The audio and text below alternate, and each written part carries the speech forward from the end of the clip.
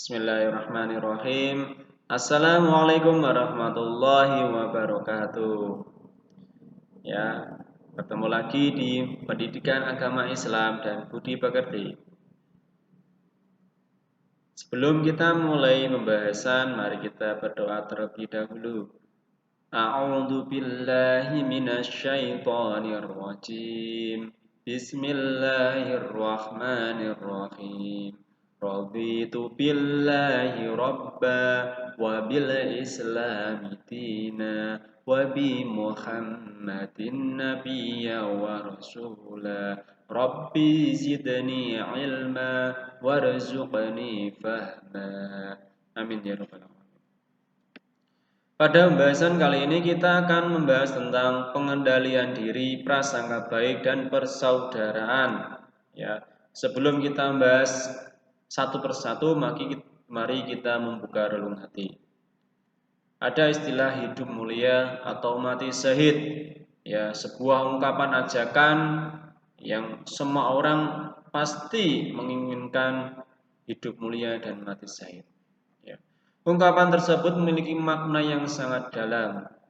Hidup mulia berkaitan tentang kehidupan di dunia, sedangkan mati syahid merupakan dambaan semua orang agar mendapatkan anugerah dari Allah Subhanahu wa taala besok di akhirat. Ungkapan yang selalu memotivasi orang yang beriman agar selalu berada di jalan Allah.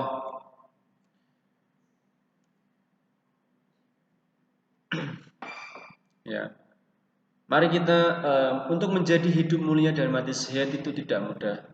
Kita harus mengalami beberapa cobaan, beberapa ujian.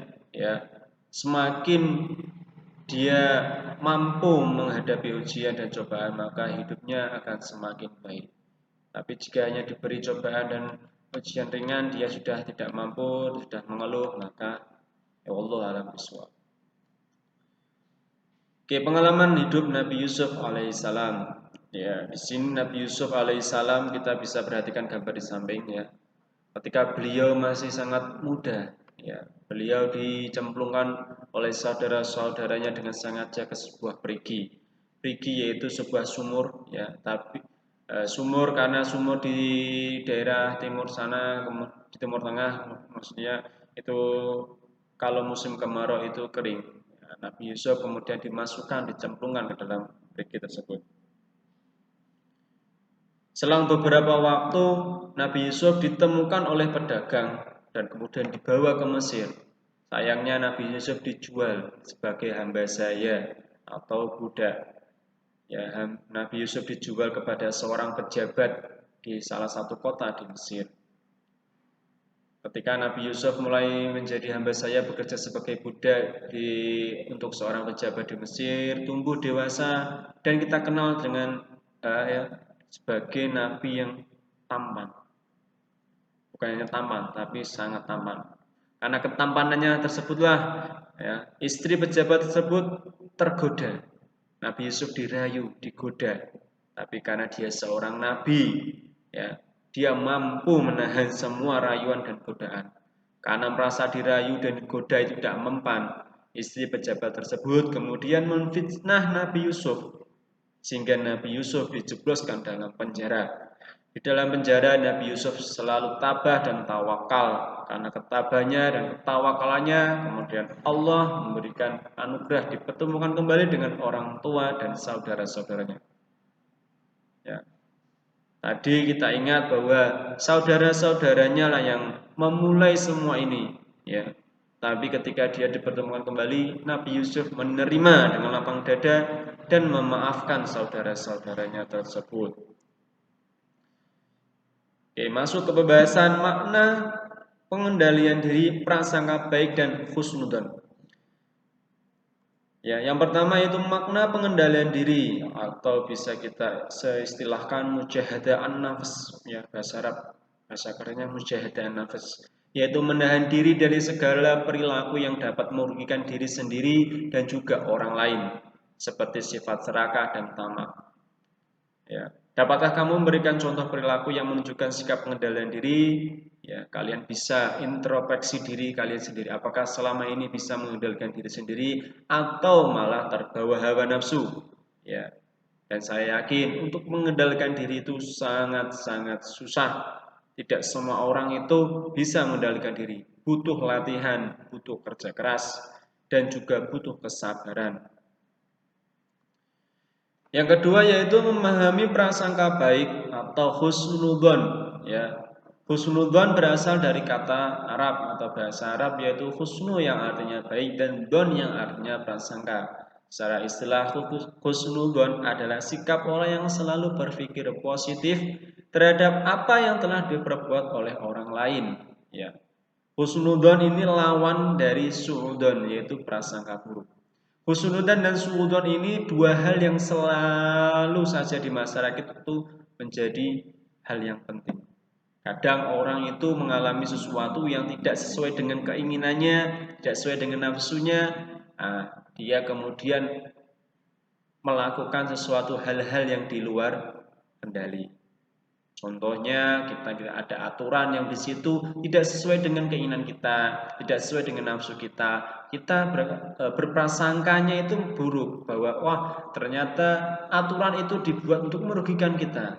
Bukan kita berprasangka baik. Seharusnya kita husnudzon bahwa peraturan-peraturan itu untuk memperbaiki diri kita yang selama ini masih belum baik. Tapi karena kita nggak bisa menilai diri sendiri, maka kita selalu suudzon dan timbullah fitnah, timbullah hal-hal yang tidak diinginkan. Yang ketiga, memahami makna persaudaraan atau ukhuwah. Ya, persaudaraan atau ukhuwah dalam Islam dimaksudkan bukan sebatas hubungan kekerabatan karena faktor keturunan, tapi yang dimaksud dengan persaudaraan dalam Islam adalah persaudaraan yang diikat oleh tali akidah, tali agama, ya sesama muslim, sama orang beriman, dan persaudaraan karena fungsi kemanusiaan sesama manusia, makhluk Allah Subhanahu wa taala. Ada ukhuwah Islamiyah, ada ukhuwah wataniyah, ada ukhuwah basyariyah, yaitu persaudaraan secara muslim, persaudaraan antar sama warga negara, ya, dan persaudaraan antar sesama manusia sebagai makhluk Allah Subhanahu wa taala. Beberapa ayat, salah satunya Quran surat Al-Anfal ayat 72 yang menjelaskan tentang ya mujahadaan nafas atau pengendalian diri. A'udzu billahi minasyaitonir rajim. Bismillahirrahmanirrahim. Innal ladzina amanu wa hajaru wa jahadu bi amwalihim wa anfusihim fi sabilillah walladzina awaw wa nasharu ulaika ba'duhum awliya'u ba'd والذين آمنوا ولم يهاجروا ما لكم من ولايتهم من شيء حتى يهاجروا وإن استنصروكم في الدين فعليكم النصر إلا على قوم بينكم وبينهم ميثاق والله بما تعملون بصير. صدق الله العظيم. Sesungguhnya orang-orang yang beriman dan berhijrah serta berjihad dengan harta dan jiwanya pada jalan Allah dan orang-orang yang memberikan tempat kediaman dan memberi pertolongan kepada orang-orang muhajirin, mereka itu satu sama lain melindungi, dan terhadap orang-orang yang beriman tetapi belum berhijrah maka tidak ada kewajiban sedikit pun atasmu melindungi mereka sebelum mereka berhijrah. Akan tetapi jika mereka meminta pertolongan kepadamu dalam urusan pembelaan agama, maka kamu wajib memberikan pertolongan kecuali terhadap kaum yang telah ada perjanjian di antara kamu dengan mereka, dan Allah Maha melihat apa yang kamu kerjakan. Quran surat Al-Anfal ayat 72. Dalam membaca Al-Quran kita harus memperhatikan hukum bacaan atau tajwidnya. Yang pertama adalah fal alladzina, hukum bacanya mad qabi'i, amanu, mad badal bi amwalihim, ada idhar safawi, malakum min idgham mimi atau idgham mutamasilain mi wala idgham bi gunah qaumin bainakum menjadi iqlab basir menjadi mad arid lisukun. Kandungan ayat berbagai bentuk serangan, intimidasi dan kekejaman yang dilakukan oleh orang-orang musyrik Mekah menyebabkan Nabi Muhammad SAW dan kaum muslimin berhijrah meninggalkan rumah dan kampung halaman mereka di Mekah menuju Madinah. Di dalam sejarah Islam, mereka yang berhijrah dari Mekah menuju Madinah disebut kaum muhajirin. Jadi mereka yang dari Mekah, ya dari Mekah ikut hijrah bersama Nabi menuju Madinah, mereka disebut kaum muhajirin. Ingat. Kemudian ya warga Madinah yang telah beriman kepada Nabi Muhammad SAW yang setelah memeluk agama Islam dan menerima kedatangan kaum muhajirin disebut kaum Ansor. Jadi yang dari Mekah berjalan menuju Madinah disebut kaum muhajirin. Mereka yang di Madinah menerima kaum muhajirin disebut kaum Ansor. Kedua kaum ini ya Allah menjanjikan kedua kaum ini surga. Ya. Peristiwa bersejarah itu bukanlah sekedar perpindahan bersifat geografis. Ya. Perlu diketahui peristiwa hijrah itu bukan sifat geografis. Kalau sifat geografis, mengapa harus pindah yang sangat jauh? Dari Mekah menuju ke Madinah itu jaraknya ratusan kilometer. Kalau hanya masalah geografis, ya yang dekat-dekat kota Mekah itu banyak. Karena di sini bukan hanya masalah geografis, maka tentu saja hijrah adalah suatu peristiwa yang luar biasa. Yang kedua, bukan juga perpindahan manusia yang didasarkan pada motif ekonomi atau kepentingan politik. Kalau faktor ekonomi jelas bukan. Kenapa? Orang-orang muhajirin atau kaum muhajirin yang ikut hijrah Nabi, dia hijrah meninggalkan kota Mekah, meninggalkan semua harta-hartanya.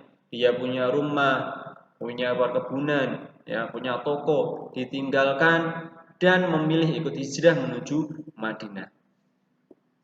Ya. Kemudian kepentingan politik, kalau kepentingan politik juga tidak di Madinah, ya. Kita ketahui sendiri Islam itu tumbuh di Mekah, ya. Kemudian pindah ke Madinah. Kalau urusan politik padahal seharusnya di Mekah karena Nabi itu lahir di Mekah sehingga saudara-saudaranya juga masih banyak. Tapi dia memilih hijrah ke Madinah. Ya, tentu itu bukan kepentingan politik. Kemudian merupakan peristiwa yang dahsyat dalam sejarah agama dan kemanusiaan. Kemudian ada Quran surat Al-Hujurat ayat 12 tentang prasangka baik dan prasangka buruk. A'udzu billahi minasyaitonir rajim. Bismillahirrahmanirrahim. Ya ayyuhalladzina amanu ijtanibu katsiran minadh-dhann inna ba'dadh-dhanni ithmun wa la tajassasu wa la yaghtab ba'dukum ba'dha ayuhibbu ahadukum an ya'kula lahma akhihi maytan fakarihtumuh wattaqullah innallaha tawwabur rahim. Ya. Kemudian ada Al-Hujurat ayat 10. Innamal mu'minuna ikhwatun fa aslihu baina akhawaykum wattaqullaha la'allakum turhamun. Sesungguhnya orang-orang mukmin itu bersaudara, karena itu damaikanlah antara kedua saudaramu yang berselisih dan bertakwalah kepada Allah agar kamu mendapatkan rahmat. Quran surat Al-Hujurat ayat 10. Pembacaannya di sini ada ya ayyuhalladzina menjadi majaz mufasil, ya bisa diperhatikan, ya ini bisa diperhatikan. Nanti kalau ada pertanyaan atau apa-apa tentang ini bisa tanyakan di kolom komentar. Kandungan ayat, ya ayat tersebut itu ada dua hal pokok yang perlu kita bahas. Yang pertama bahwa sesungguhnya orang-orang mukmin itu bersaudara, ya saudara atau ukhuwah. Nah, sama mukmin itu yang luar biasa. Ya, kalau seorang mukmin itu saling bertengkar secara malah kemudian kita tidak melerai, apa yang terjadi? Kedua, jika terdapat perselisihan antar saudara, kita diperintahkan oleh Allah untuk melakukan islah atau upaya perbaikan atau perdamaian. Jika di antara saudara-saudara kita sesama muslim satu iman bertengkar berselisih, maka kita sebagai mukmin, sebagai saudara, ya kita melakukan islah, upaya perbaikan dan perdamaian, bukan malah mengadu domba menambah masalah. Lah apa indikasi dari suatu persaudaraan? Nabi Muhammad SAW bersabda, demi Allah yang menguasai diriku, sesungguhnya di antara kalian tidak dianggap beriman kecuali jika dia menyayangi saudaranya sesama mukmin, sama seperti dia menyayangi dirinya sendiri. Hadis riwayat Bukhari. Ya, sampai di sini kita bahas pertemuan berikutnya di lain kesempatan ya. Di video berikutnya kita akan bahas tentang mana pengendalian diri lebih mendalam lagi. Terima kasih, semoga bermanfaat. Wassalamualaikum warahmatullahi wabarakatuh.